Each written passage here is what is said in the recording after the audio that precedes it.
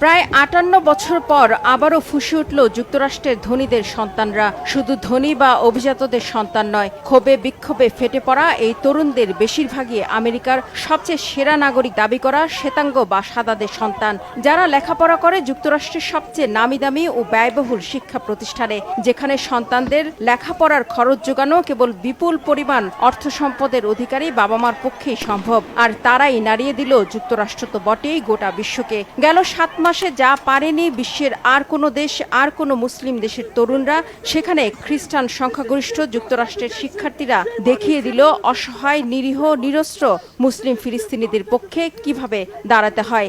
তারা দেখিয়ে দিল খোদ যুক্তরাষ্ট্রের মাটিতে থেকে কিভাবে তাদের ঘনিষ্ঠ বন্ধু ইসরায়েলের বিরুদ্ধে প্রতিবাদে সোচ্চার হতে হয়।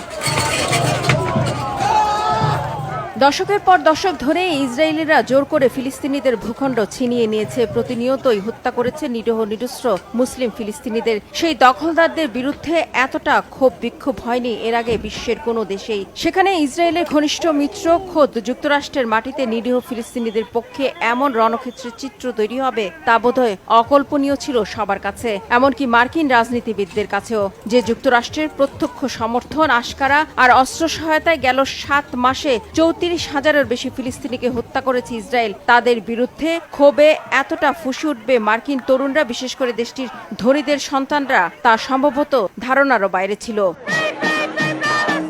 মার্কিন তরুণদের পাশাপাশি এই আন্দোলনে কৃষ্ণাঙ্গ, লাতিনীয়, এশীয়, আরব ও মুসলিম দেশের শিক্ষার্থীরাও যোগ দিয়েছে, সাথে ছিল ইহুদি শিক্ষার্থীরাও।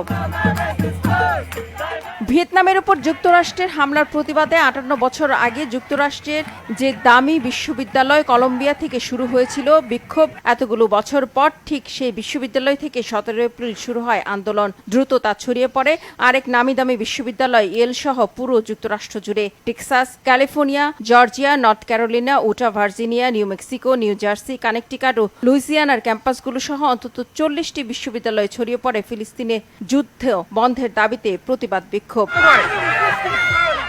এসব বিশ্ববিদ্যালয় থেকে এ পর্যন্ত ২,০০০-এর বেশি শিক্ষার্থীকে আটক ও অনেককে বহিষ্কার করা হলেও দমানো যায়নি তাদের আন্দোলন। রাষ্ট্র ও প্রশাসনের রক্তচক্ষু আর জুলুম নির্যাতন উপেক্ষা করে চলছে ইসরায়েল বিরোধী তীব্র প্রতিবাদ বিক্ষোভ।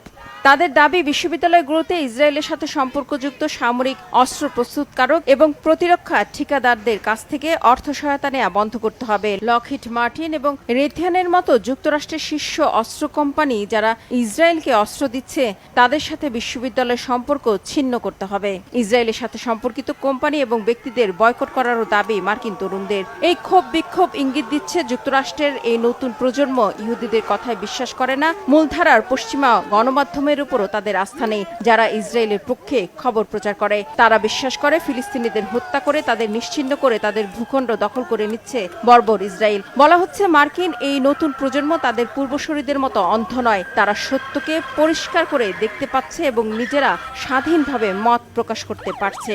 এই আন্দোলন ফিলিস্তিনের গাজা ভূখণ্ডে ইসরায়েলের গণহত্যা বন্ধ করবে ও বন্ধুকে বিলিয়ন বিলিয়ন ডলারের অস্ত্র দেয়া স্থগিত করবে যুক্তরাষ্ট্র, এমনটা এখনই আশা করতে পারছে না বিশ্লেষকরা। তবে তারা বলছেন এটি আমেরিকান পররাষ্ট্রনীতি বদলের উপর প্রভাব ফেলতে পারে, কারণ এই তরুণরাই একসময় যুক্তরাষ্ট্রের নেতৃত্বে আসবে। কেননা প্রতিবাদকারী শিক্ষার্থীদের বেশিরভাগই যুক্তরাষ্ট্রের রাজনৈতিক, অর্থনৈতিক ও শিক্ষা জগতে ধনী বা অভিজাত শ্রেণীর সন্তান। রিফাত জামান, বাংলাভিশন নিউজ ডেস্ক।